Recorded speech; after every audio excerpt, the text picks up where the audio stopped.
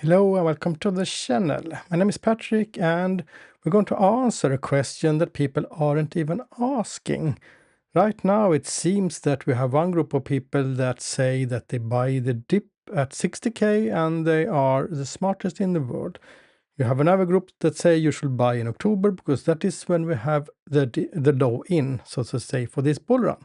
And yet another that say you should not buy until the momentum is back and we are in a confirmed uptrend. But instead of arguing when the bottom is in, there is a different approach. Instead of arguing on who has been the right the most, if you're 50% right, 80% right, 90% right, or never right, I am asking the question, in which way, statistically, am I the most likely to make the most money? Specifically for a bear market. That is what I'm going to answer today.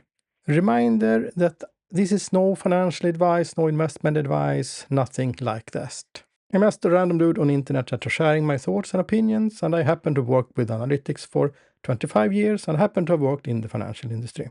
That doesn't guarantee you are right, maybe it just guarantee you are geek here. What I'm going to show you now I've talked about before. First time here, October 25. And yes, I know this is on my Patreon channel, but everything I reference today I have made free so people can go and watch them as reference, otherwise it wouldn't really be fair, would it? And this video was that I said in the bear market I'm going to take more longs than short because the counter rallies are actually percent-wise giving more returns than taking short when we fall steeply. I also made this video in the beginning of January where I laid out my buy levels for this year. They've changed somewhat, among other things, based on things I talked about in this video from February 28th, where we saw some specific patterns that we had not seen for a long time that tells me that now the smart money here and they are buying. And here is the daily chart of Bitcoin, and end of February was this area here. And my buy zone have been this entire area, and yeah, I've also been keep buying on the up here, but always putting stop losses in profit, so if it falls down, I'm collecting the profits. So let me explain. Instead of fighting with everyone about when the bottom will be, I have an opinion about the levels and the timing of it, but that's not the topic today, because when you're trading, you always need to consider what is the return on the investment compared to the probabilities that I'm right. Because the fact is that you can use models and indicators that are just 50 or even less and still be profitable. Just imagine a situation of flipping a coin. That's always 50-50. Very difficult to build an indicator that will make you win that more often than not, so to say. Still, if you put your money on one side of the coin, and if you lose it all, and if you win, you triple your money. Would you then long term be in profit? Yeah, you would. Let's say rolling the dice, then you have 1 out of 6 to win. Let's say you're betting on number 6 every time. Would you be able to make money? Well, it depends what the return is. If the return is more than 6x, let's say the return is 12x, well, you will actually on average keep doubling your money, despite that the probability of a win is just 1 out of 6 every time, because the upside is so large. And that is why I take many more longs than shorts in a bear market, because one of the bottoms will be the actual bottom with a huge upside, and then I'm rolling in the game. Where if I short it, the maximum downhill in the others have been 75 to 80, 90%, and 100% is the absolute maximum. You can't go more down than to 0. But the upside, in my opinion, it's much more than 100%. It's several 100%, even 1000% if you look long term. And on top of that, if you look at 2018 bear market and have fitted a line here based on Euler's natural log, I will not go into all the details of that right now. But basically, whenever we have some distance below here, like we had in this absolute bottom, I'm buying. So let's say we are here, then I will be buying. But then, of course, now we know this is a bottom. So how would we have known that before? We wouldn't. So whenever we have some distance to this line, might I buy like here also? We have some distance here. We definitely have a distance. Sure, it's on day 50 after the top, so maybe I didn't think that was the bottom. By the time we have some significant distance to this line, so probably not have bought here. So that means I would have bought 3 times here. All of them would have been in good counter rally profits, 30, 40, 50%. And then of course you have a stop loss that you move up and up. So when it falls back, you take that profit. Then you take the next one. So in 3 attempts you will hit the absolute bottom, and then you're in for a multiple X rally. So this is 2022 bear market with the same trend line included. And I've talked about this trend line in other videos here on YouTube, so you can look into that.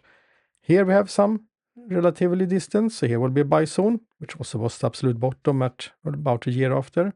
Here we also had fells. Here I would also have bought. This one probably too little, maybe this one, but it's also very shortly after. But let's say here also then that maybe I bought 3 times. Nice counter rally here, big profit, did some profit, and here's absolute bottom, and then we have multiple X for the next bull run. Here's 2026 and the bear market, or as I call it, a correction. Not fully sure it is a traditional bear market. And what do we have here? Well, we fell significantly below the predictive line. So what do? I just buy. We have a counter rally. We are up like 38%. And yeah, this plot is a few days old. We are a little bit higher now at 80 here. What is my stop losses here? If we come flipping down, what do? I buy again. And if it goes like the others ones, 3 attempts, and the bottom is in. Even though I have a different opinion about the bottom, but that's not for this video. And this simple trend line, and where we are in relative to this trend line, together with a more short-term technical analysis and quantitative assessment, is what I'm using.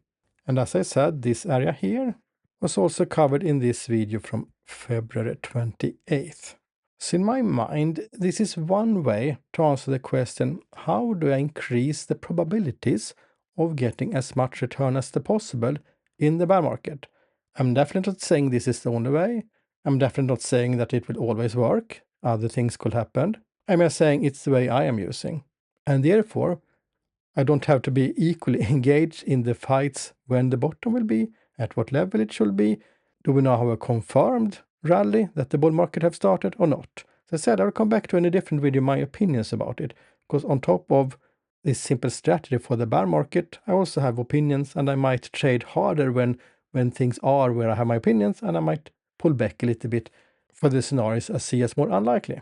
And I also talked in part of this in a YouTube video not that long time ago, where I talked about that don't stare at the months, the February, March, April, and believe that everything will repeat, even though it does that a few months every time, just statistically, coincidentally. Because we have 12 months, and of course, there will be like in Bitcoin's existence that not every month will be 50%. 50% of the time you go up, 50% of the time you go down. No, there will be some that have 80% up. But that could just be a sporadic correlation, just a random thing that happens to be. There are tests, ways trying to assess that or not. And I told in the bull run, I warned for this when people were saying that certain months had to be so big green. I said, don't bet on that. I said it now a couple of months ago on this channel, in the bear market, don't bet on the months again. Instead, find the underlying trend. That is the first step. And then the second step is more short-term, to have different tools indicated to judge the chart. But above the chart assessment is the actual strategy behind. When do I have more upside than downside? When do I get away, even with quite poor calls? Even if I'm calling the bottom 3 times here, I'm wrong the 2 first times, but I'm still making profit from them. And even if I'm wrong and the market keeps falling down, the downside is still not as high as the upside the time I'm right. Because I'm of course not buying with everything I have here. So I'm sorry to say, risk management is not about having a tight stop loss. It's about the overall strategy. And by the way, in my simulations, my backtesting, tight stop losses usually get you wrecked over and over. And when you have the wins, it's very difficult to make up for all the stops you have with that strategy. But I've done videos about that also. So to conclude, even though it is entertaining to see people fight about who is wrong, who is right, don't forget that by the end of the day, I think we're all here to make some money. Still, since it is entertaining to fight about who is wrong and who is right, I will come back to my video where I share my view on it, and then people can jump on me also for being right or wrong. Thank you for watching today. Hope to see you all soon again. Please like, share, all those things.